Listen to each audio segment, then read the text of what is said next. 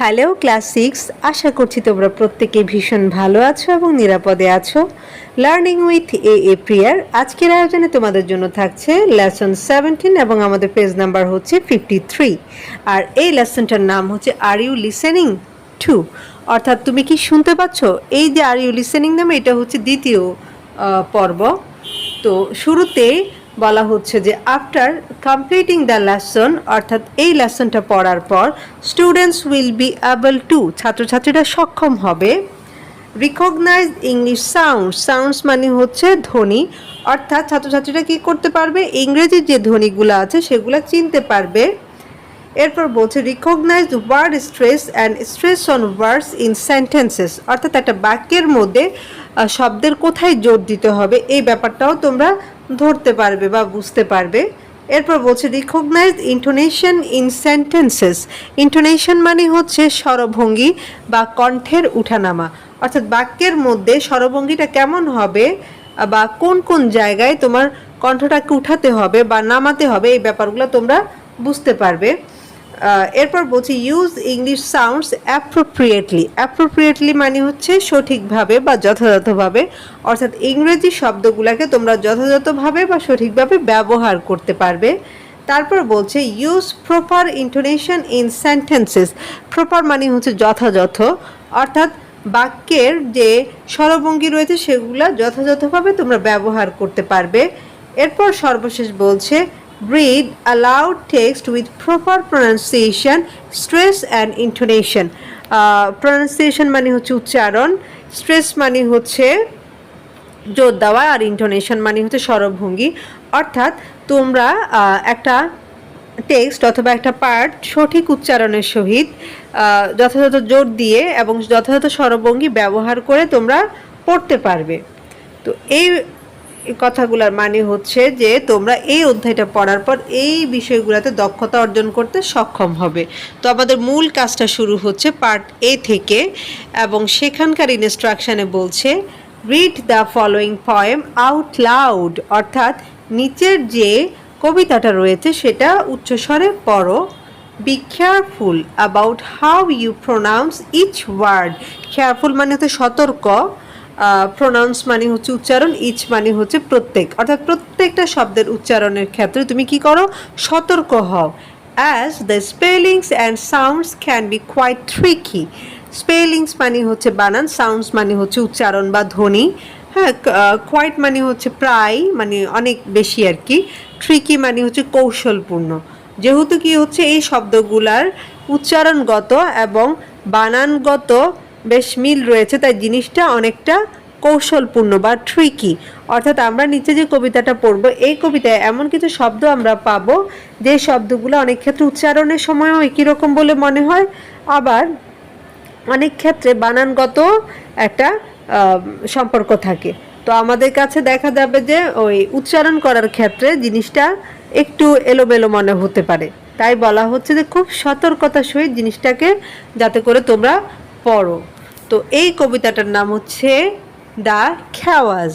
হ্যাঁ, খেওয়াজ মানে হচ্ছে বিশৃঙ্খলা অথবা আমরা অরাজকতাও বলতে পারি। হ্যাঁ, তো আমি কবিতাটা তোমাদের বোঝার সুবিধার্থে পাশে বাংলাটাও অ্যাড করে দিচ্ছি। সত্যি বলতে কবিতাটা একটু ঝামেলাপূর্ণ বা এটা বুঝতে একটু অসুবিধা আমাদের হতে পারে, কিন্তু আমি বিশ্বাস করি যে তোমরা যদি একটু মনোযোগ দিয়ে শুনো তাহলে অবশ্যই ভালোভাবে বুঝতে পারবে। সো আমি শুরু করছি, দেখো।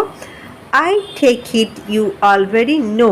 অলরেডি মানে হচ্ছে ইতিমধ্যে, নো মানে হচ্ছে জানা, অর্থাৎ আমি মনে করি যে তুমি নিশ্চয়ই ইতিমধ্যে জানো। Of tough and bough and cough and dough, অর্থাৎ এই যে টাফ, বাও, কফ এবং ডো শব্দের উচ্চারণের যে কাণ্ডখানা বা এটা কীভাবে উচ্চারণ করতে হয় এই ব্যাপারটা তুমি জানো। তো এখানে আমি একটা কথা বলি, আমাদের এই কবিতাটা মূলত হচ্ছে ইংরেজিতে এমন কিছু শব্দ রয়েছে যেগুলার বানানগত মিল থাকলেও উচ্চারণগত একটা অমিল থাকে, অথবা অনেক শব্দ দেখতে হচ্ছে একটার সাথে আরেকটার বানানগত মিল কিন্তু উচ্চারণ করতে গেলে একই রকম, আবার অনেকগুলোর হচ্ছে উচ্চারণ একই রকম কিন্তু বানানের ভিন্নতা থাকে। তো এই ধরনের শব্দগুলো উচ্চারণের ক্ষেত্রে আমরা আসলে খুব ঝামেলায় পড়ে যাই। হ্যাঁ, তো ওই ব্যাপারটা নিয়ে মূলত এই কবিতাটা। তো সেজন্য যে শব্দগুলো নিয়ে আমাদের কবিতাতে ফোকাস করা হচ্ছে সেই শব্দগুলোর আসলে বাংলাটা এখানে তেমন একটা কার্যকর না। তারপর আমি বলে দিচ্ছি, দেখো, ঠাপ মানে হচ্ছে কঠিন, বাও মানে হচ্ছে ঢাল, কপ মানে কাশি, ডো মানে হচ্ছে ময়দার গোলা। হ্যাঁ, তো এখানে আমরা ওভাবে ময়দার গোলা, কাশি, হ্যাঁ, ঢাল বা কঠিন এভাবে উচ্চারণ করে বলবো না, আমরা জাস্ট হচ্ছে ওয়ার্ডগুলোকে উচ্চারণ করে অনুবাদ করব। এরপর দেখো, আদার্স মে স্ট্যাম্বল। স্ট্যাম্বল মানে হচ্ছে হোঁচড় খাওয়া। তো এখানে হোঁচড় খাওয়া মানে হচ্ছে যে তুমি রাস্তা দিয়ে যাচ্ছ, ঠাস করে পড়ে গেলা, বিষয়টা ওরকম না। এখানে হোঁচড় খাওয়া বলতে বোঝানো হচ্ছে কি তোমার ঝামেলা হতে পারে বা তুমি একটা সমস্যার সম্মুখীন হতে পারো। দেখো, আদার্স মে স্ট্যাম্বল, অন্যরা কি হতে পারে, সমস্যার সম্মুখীন হতে পারে। হ্যাঁ, বাট নট ইউ, কারণ কিন্তু তুমি পড়বে না। অন হিকফ, থোরো, স্লাউ অ্যান্ড থ্রো, অর্থাৎ এই যে হিকফ, থোরো, স্লাউ অ্যান্ড থ্রো এই শব্দগুলো উচ্চারণের জন্য বা উচ্চারণ করার সময় অন্যরা সমস্যার সম্মুখীন হলেও তুমি সমস্যায় পড়বে না। কারণ কি, আমার বিশ্বাস করি যে তুমি অলরেডি এগুলা জানো। তো তুমি যেহেতু এগুলা জানো, এই শব্দগুলো কীভাবে উচ্চারণ করতে হয় এটা যেহেতু তুমি জানো, তাই এগুলো উচ্চারণের জন্য তোমার তেমন কোনো সমস্যা হবে না। ঠিক আছে? তারপর দেখো, বিওয়্যার অব হার্ড। বিওয়্যার মানে হচ্ছে সতর্ক বা সাবধান, অর্থাৎ এই হার্ড শব্দটার জন্য তোমাকে কি করতে হবে, সতর্ক থাকতে হবে। আর হার্ড শব্দের অর্থ হচ্ছে শুনে ছিল। আর ড্রিডফুল ওয়ার্ড একটা ভীষণ ধূর্ত শব্দ। দ্যাট লুকস লাইক বিয়ার্ড, যেটা দেখতে বিয়ার্ডের মতো, বাট সাউন্ডস লাইক বার্ড, কিন্তু এটার উচ্চারণটা হচ্ছে বার্ডের মতো। মানে কি, দেখো, এই যে হার্ড এবং বিয়ার্ড দুটো শব্দের বানান কিন্তু প্রায় একই, তাই না? শুধু এখানে এইচ আর এখানে বি, এই দুটাতেই পার্থক্য, না হয় কিন্তু পুরাটাই একই। বাট এটার উচ্চারণটা হচ্ছে এই যে আমাদের বার্ডের মতো, বার্ড আর হচ্ছে হার্ড, তাই না? আমি একটু যদি তোমাদেরকে লিখেও দেখাই তাহলেও দেখতে পাবো। দেখো, আমরা হার্ড লিখি হচ্ছে এইভাবে এই শব্দটার উচ্চারণ, আর BIRD এর উচ্চারণ হচ্ছে এরকম। তাহলে দেখো এখানে কিন্তু একটা উচ্চারণগত মিল রয়েছে, কিন্তু বানানটা আবার দুটোর মধ্যে সেম। এই যে হার্ডের বানান এবং বিয়ার্ডের বানান কিন্তু আবার প্রায় সেম। তো এই জন্য বোঝো খুবই ধূর্ত একটা শব্দ, তাই এই ব্যাপারে একটু সতর্ক থাকবা তোমরা। তারপর বলছে, and dead it said like bad not bid, অর্থাৎ এই যে ডেড শব্দটা এটা উচ্চারণ হয় হচ্ছে ব্রেডের মতো, কিন্তু বিডের মতো না। এই বিড মানে হচ্ছে পুঁতি আর এই ব্যাড মানে হচ্ছে বিছানা। হ্যাঁ, তো এখানেও দেখো এটার উচ্চারণ কিন্তু কিসের মতো, এই যে ব্যাডের মতো, তাই না? ব্যাড, কিন্তু বানান একই রকম দুটারই। এই যে বিড, আর তাহলে এখানে উচ্চারণটা নিশ্চয়ই আমরা বলতাম হচ্ছে ডিড, তাই না? কিন্তু উচ্চারণটা আসলে ডিড না, উচ্চারণটা হচ্ছে ডেড। তো এই যে বেড আর হচ্ছে ডেড দুটার মধ্যে উচ্চারণগতটা মিল রয়েছে, কিন্তু আবার কি হচ্ছে, বানানের মিল রয়েছে এই দুটার মাঝখানে। এই যে বিড এবং এই যে ডেড, এই দুটার আবার বানান একই রকম কিন্তু উচ্চারণ আলাদা। তো সেজন্য বলছে যে এটা উচ্চারণ হয় হচ্ছে বেডের মতো, বিডের মতো নয়।